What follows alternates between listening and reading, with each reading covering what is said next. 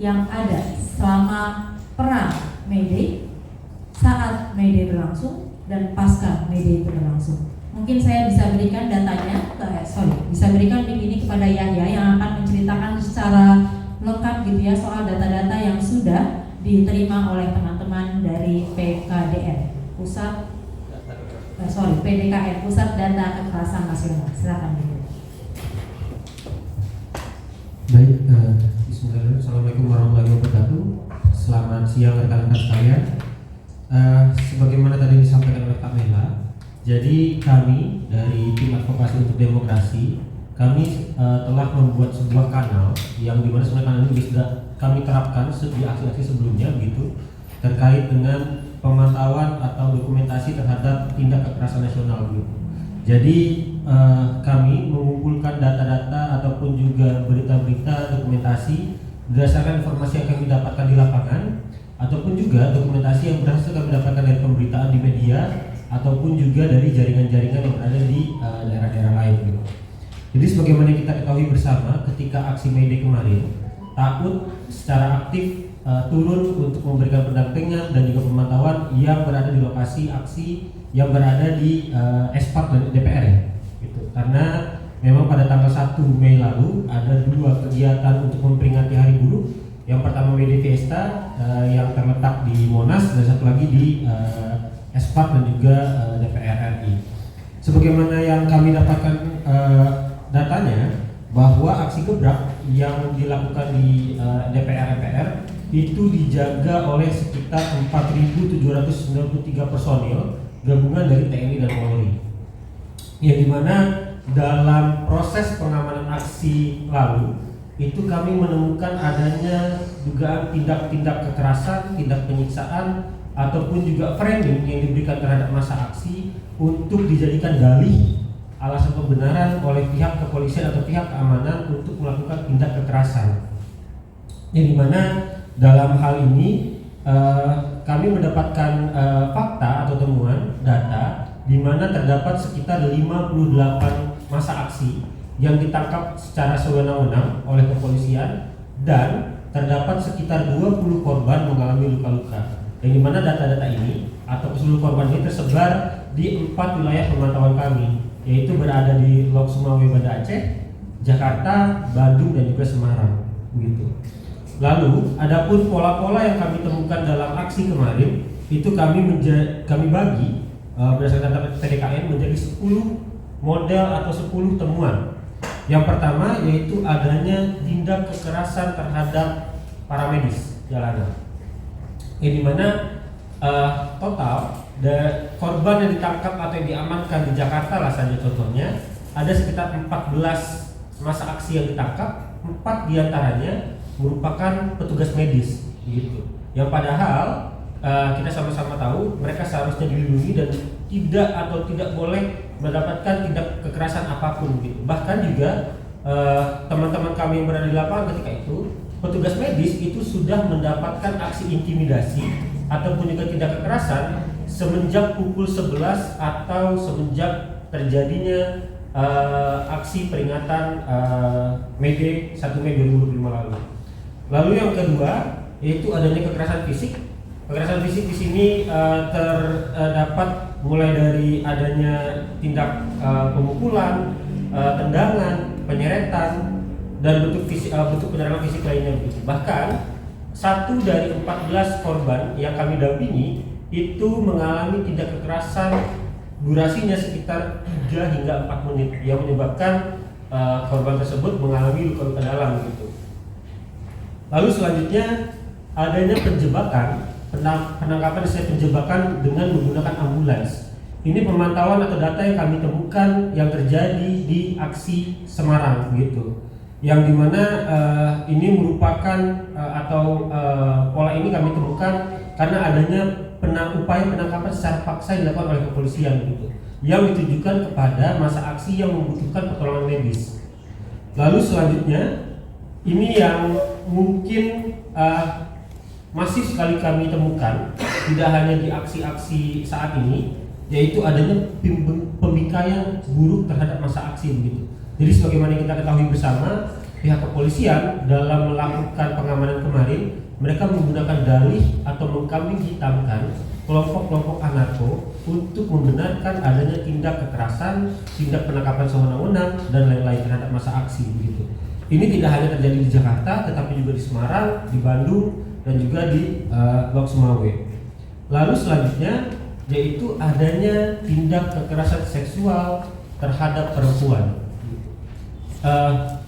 Salah satu data yang kami temukan di kanal X begitu, salah seorang korban yang juga merupakan korban dampingan kami itu menyampaikan bahwa pada saat penangkapan terjadi di dekat flyover Ladogi JCC, itu dirinya sempat mendengar adanya teriakan-teriakan yang seperti melecehkan begitu ya terhadap dirinya begitu. Lalu juga selain kekerasan verbal, korban juga mendapatkan kekerasan fisik yang dimana korban di sekujur tubuhnya ada luka-luka lebam akibat adanya tendangan dan juga pukulan. Lalu selanjutnya kembali apa yang terjadi di Semarang, yaitu pengepungan oleh kepolisian terhadap salah satu kampus yang berada di wilayah Jawa Tengah atau Semarang gitu. Jadi masa aksi yang mencoba untuk mengamankan dirinya untuk masuk ke dalam kampus, kepolisian itu mengepung wilayah kampus tersebut begitu. Adapun informasi yang kami dapat bahwa memang terdapat mahasiswa tersebut mengamankan 2 orang yang juga intel. Namun dalam hal ini perlu kami tekankan bahwa adapun penangkapan atau penahanan tersebut tidak disertai dengan adanya tindak kekerasan begitu. Mereka hanya 2 intel tersebut, 2 terduga intel tersebut hanya diduga atau hanya diinterogasi secara baik-baik oleh mahasiswa. Namun kepolisian justru membalasnya dengan tindakan yang represif dengan mengepung wilayah kampus. Lalu selanjutnya adanya penggunaan kekuatan berlebih atau excessive use of force terhadap aksi yang terjadi di wilayah-wilayah yang telah tadi kami sebutkan gitu. Kami ambil contoh di sini Jakarta, bagaimana kepolisian itu menggunakan water cannon, lalu juga bahkan mereka menggunakan senjata lengkap untuk mengamankan aksi yang pada akhirnya ini menyebabkan kembali korban-korban berjatuhan dari masa aksi begitu.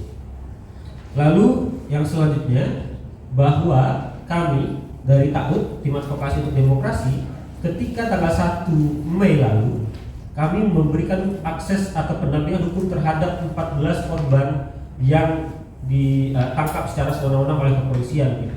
Dalam prosesnya kami menemukan bahwa kepolisian dalam memeriksa 14 orang tersebut dilakukan dengan cara tidak manusiawi. Mengapa demikian? Karena mereka ini mayoritas korban itu sebelumnya diamankan dengan menggunakan tindak kekerasan, lalu mereka dipaksa untuk diperiksa dari malam hari hingga pagi hari, begitu.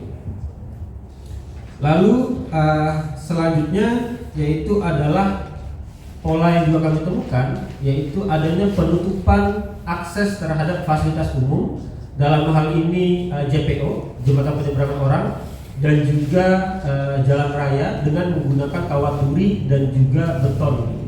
Saya ambil contoh, ini juga sempat dipublis oleh salah satu akun di Instagram yang menunjukkan bagaimana bahwa JPO yang berada di seberang atau di Jalan Gatot Subroto itu ditutup oleh kawat duri oleh kepolisian dari pagi hari.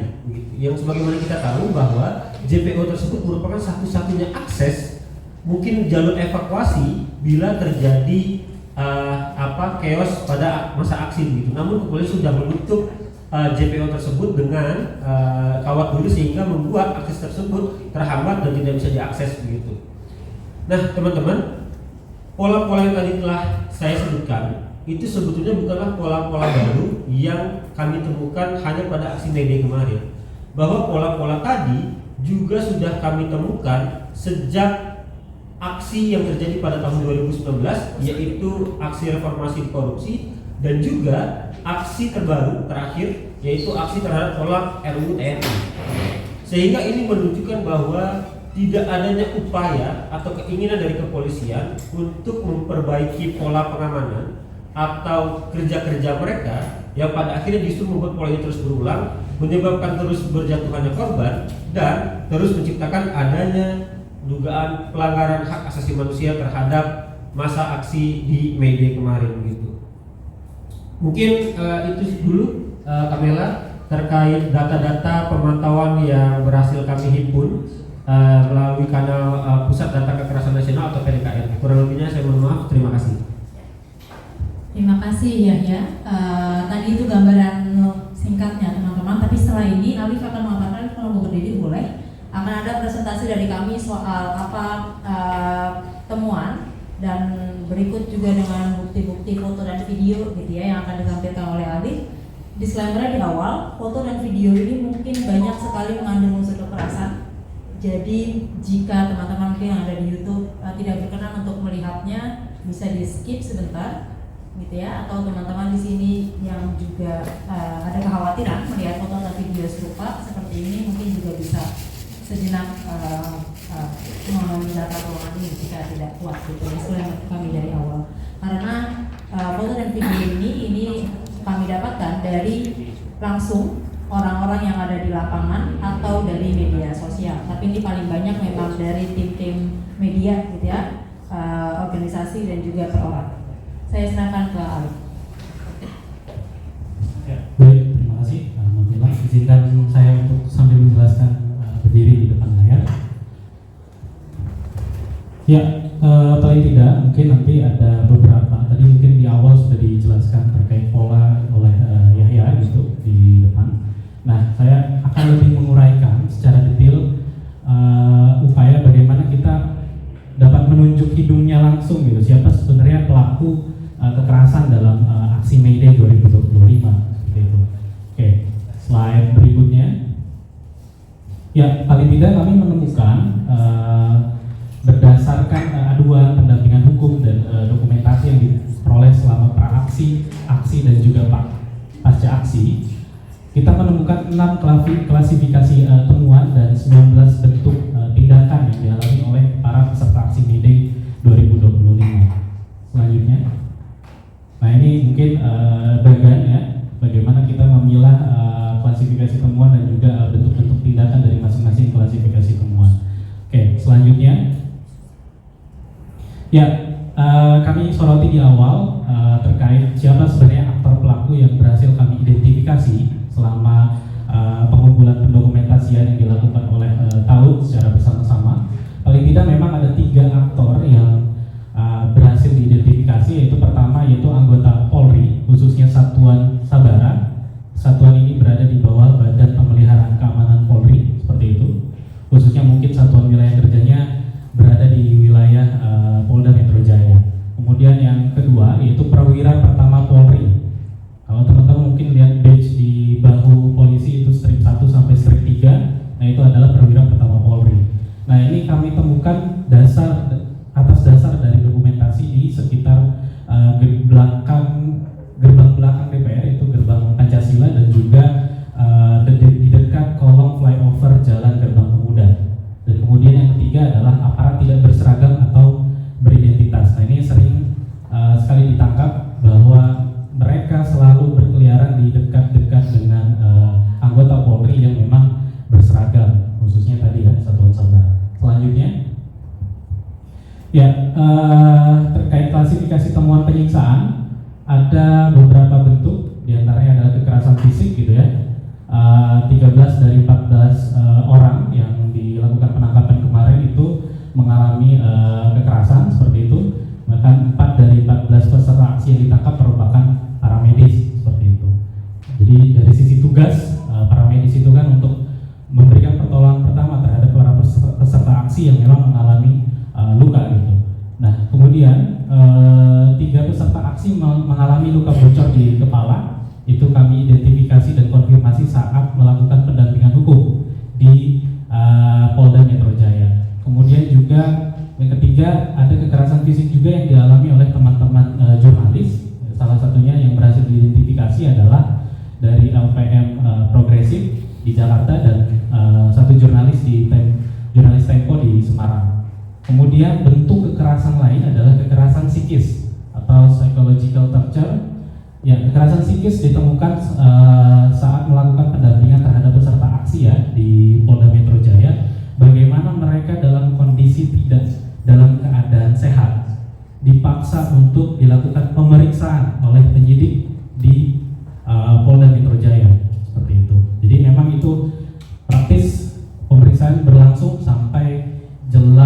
pagi di tanggal 2 Mei 2025. Jadi peserta aksi ditangkap sore tanggal 1 Mei 2025, itu dipaksakan terus dilakukan pemeriksaan sampai di pagi hari di tanggal 2 Mei 2025. Selanjutnya, ya ini ada highlight khusus gitu, yaitu terkait pemeriksaan. Ada salah satu orang yang kemarin juga dilakukan penangkapan oleh Polda Metro Jaya, itu dilakukan pemeriksaan dalam kondisi kesehatan yang buruk gitu ya. Dia dilakukan penangkapan, kemudian ketika pemeriksaan berlangsung kurang lebih 3 jam, ia mengalami epistaksis ya, atau keluar darah dari rongga hidung seperti itu, sehingga pendamping hukum pada saat itu terpaksa mengarahkan penyidik untuk membawa atau memeriksakan peserta aksi tersebut untuk diperiksa di bagian kedokteran dan kesehatan Polda Metro Jaya atau Dokes gitu. Dan ia harus diistirahatkan terlebih dahulu selama kurang lebih 3 sampai 4 jam untuk kemudian dilanjutkan proses pemeriksaannya.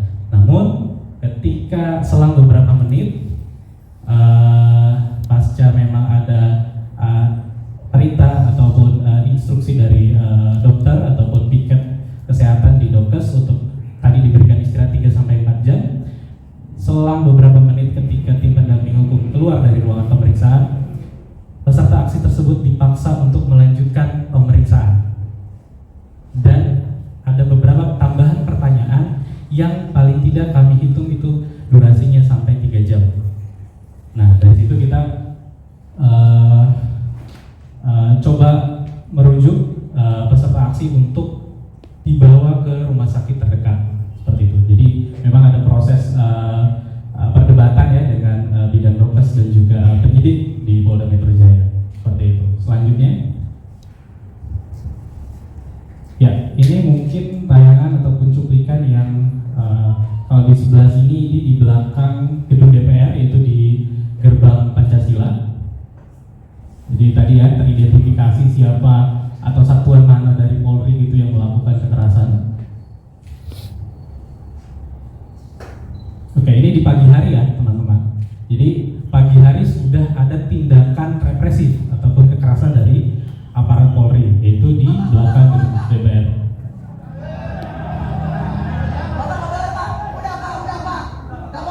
Ya, ini ketika sore hari, sekitar pukul 5 sore, ini di dekat kolong flyover atau di depan Senayan Park seperti itu. Nah, ada beberapa anggota, ya kami asumsikan dia anggota karena melakukan penangkapan seperti itu. Dan melakukan, ya ada tindakan kekerasan juga, dibiting dan segala macam. Oke, mungkin selanjutnya.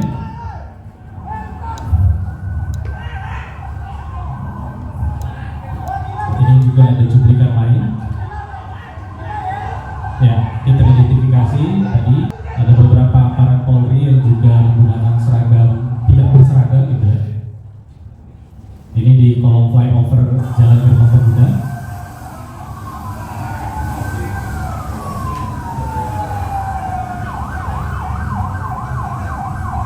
Oke, itu sudah keluar darah di bagian kolong mulut. Oke, selanjutnya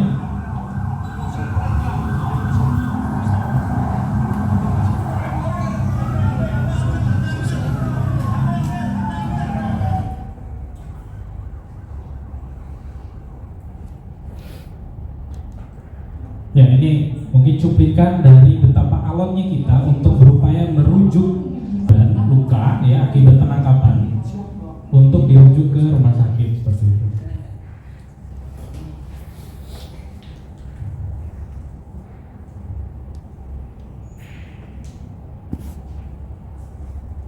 Ya, ini di ruangan unit Dokes ya di Polda Metro Jaya.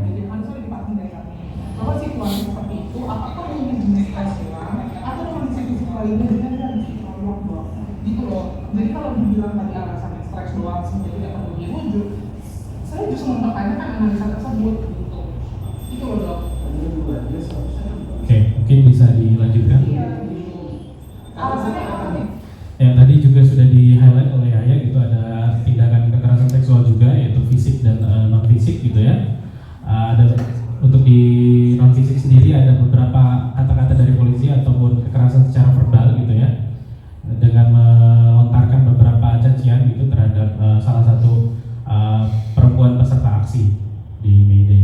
Oke, selanjutnya ya, mungkin selanjutnya ya. Kemudian temuan klasifikasi lainnya adalah abuse of power atau excessive use of force gitu. Kami menemukan beberapa tindakan juga. Yang pertama yaitu operasi polisi tidak berseragam atau beridentitas anggota Polri ya. Ya, pola ini sering kali digunakan di beberapa kali aksi protes ya, yang memang di mana Polri melakukan tugas pengamanannya dalam melakukan pengendalian massa seperti itu. Dan ini tentunya akan berdampak pada pertanggungjawabannya, karena tidak teridentifikasi dari satuan mana, satuan wilayah mana gitu ya. Memang ini ada kendala ke depan ketika memang aparat tersebut dimintai pertanggungjawabannya. Kemudian bentuk yang selanjutnya adalah penghadangan dan penggeledahan sewenang-wenang terhadap peserta aksi. Nah, ini sudah dilakukan sejak pagi hari. Tadi ya sudah dijelaskan bahwa lokasinya ada di belakang gedung DPR atau gerbang belakang di gerbang Pancasila. Selanjutnya, oke, tadi penutupan fasilitas umum sudah dijelaskan. Kemudian pembubaran massa aksi ya menggunakan water cannon. Jadi memang tidak ada pengukuran yang jelas berdasarkan perkap penggunaan kekuatan Polri gitu ya. Seharusnya penggunaan water cannon itu harus berada di tahap terakhir atau tahap 5 seperti itu. Jadi memang tidak ada pengukuran yang jelas. Dan itu sudah mulai ditembakkan water cannon itu di pukul 5 sore. Artinya masih jauh dari waktu jam 6 sore seperti itu. Oke, kemudian ada juga tindakan pemeriksaan atau pengujian urin itu secara ilegal. Jadi terhadap beberapa peserta aksi yang memang dilakukan penangkapan oleh Polda Metro Jaya, pada saat itu dipaksa harus melakukan tes urin. Hanya satu yang berhasil menolak karena memang dia mengetahui bahwa ini tindakan ataupun prosedur yang tidak sesuai dengan ketentuan internal maupun hukum acara pidana. Kemudian selanjutnya adalah pelanggaran hak digital ya.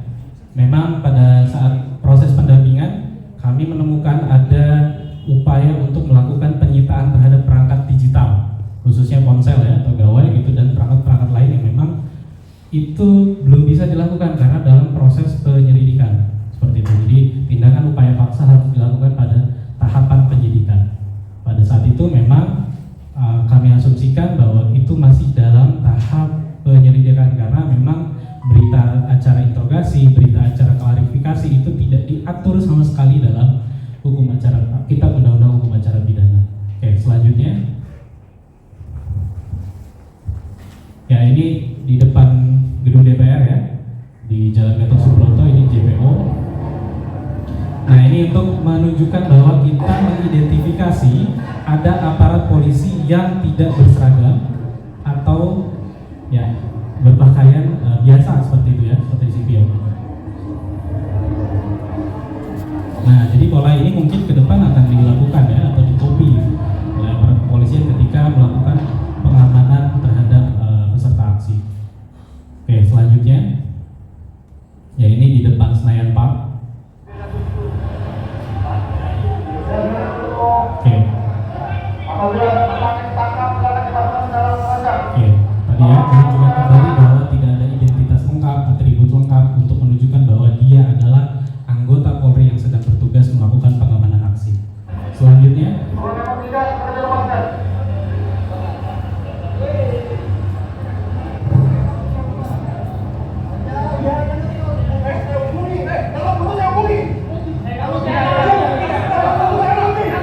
jadi penyerangan, penghadangan dan juga penangkapan terhadap tim para medis ya yang sedang melakukan kerja-kerja bantuan pertolongan pertama terhadap peserta aksi di kolong jembatan atau flyover ya, Jalan Gerbang Pemuda. Oke, selanjutnya. Oke, ini di Semarang teman-teman, ada upaya penangkapan sewenang-wenang juga oleh anggota Polri.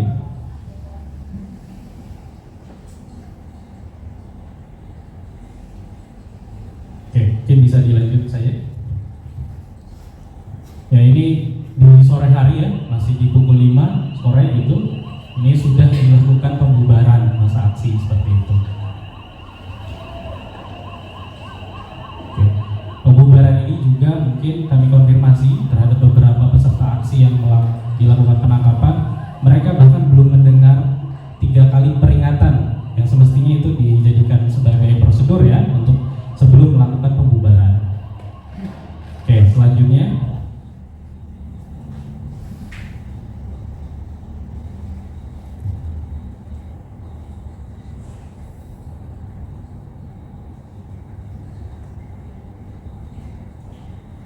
Ya, ini jumlah personil kemarin yang diterjunkan untuk mengawal May Day di DPR khususnya.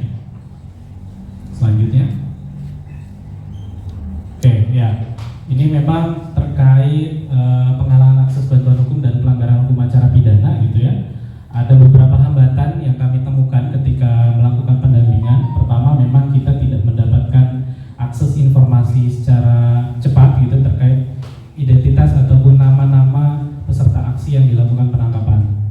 Kemudian ada juga hambatan terhadap akses komunikasi. Kita selaku tim tahun yang melakukan pendampingan hukum ketika masuk ke ruang pemeriksaan itu tidak diperbolehkan untuk membawa perangkat komunikasi. Artinya kan ada limitasi akses komunikasi. Nah, ini juga menjadi kendala kami ketika kami melakukan proses pendampingan terhadap peserta aksi. Nah, kemudian ada juga pelanggaran KUHAP ya dalam pemeriksaan di kepolisian. Pemeriksaan terhadap masa aksi yang ditangkap dilakukan dengan prosedur ilegal, yakni dengan berita acara klarifikasi, investigasi dan seterusnya yang mana itu tidak dikenal dalam kitab undang-undang hukum acara pidana. Selanjutnya, oke, ada juga temuan terkait intimidasi. Ada 2 bentuk, yaitu pembatalan pemesanan angkutan bus peserta aksi. Kemudian juga ada pelarangan lokasi aksi ya. Pembatalan ini didasari atas adanya upaya untuk permintaan pembatalan yang dilakukan oleh aparat terhadap perusahaan otobus seperti itu. Kemudian ada juga pelarangan lokasi aksi atau upaya untuk menggeser lokasi aksi yang semula di Bundaran HI kemudian bergeser di gedung DPR. Alasannya karena memang ada lajur yang harus disterilisasi menjelang May Day Fiesta di Monas. Oke, selanjutnya. Nah, ini beberapa statement dan pemberitaan ya terkait 2 bentuk tindakan di atas. Kemudian selanjutnya. Ya, kemudian temuan terakhir adalah stigmatisasi. Yang pertama tadi ada penyebaran narasi tindakan kekerasan terhadap peserta aksi May Day 2025. Kami menemukan beberapa pernyataan ya dari anggota Polri seperti itu. Salah satunya mungkin yang disampaikan oleh Kabid Humas Polda Metro Jaya gitu ya, yang mengatakan ada penyusupan oleh kelompok anarko dan seterusnya seperti itu. Nah, pernyataan-pernyataan yang dikeluarkan tersebut berupaya mengeksklusi para peserta aksi yang ditangkap dari gerakan gitu ya, upaya untuk menciptakan konflik horizontal oleh Polri dengan membuat narasi bahwa peserta aksi melakukan tindak kekerasan atau anarkis. Kemudian yang selanjutnya adalah bentuknya adalah operasi penyusupan gitu ya. Memang ada beberapa seperti yang di Semarang gitu ya. Tadi ada politisasi bahasa. Ketika polisi melakukan penangkapan, mereka mencoba mengasosiasikan menjadi konotasi yang positif, yaitu mengamankan. Tetapi ketika warga masyarakat ataupun peserta aksi memergoki ada intel yang menyusup ke dalam peserta aksi, langsung di framing bahwa itu bentuk penyanderaan. Jadi berikut mungkin beberapa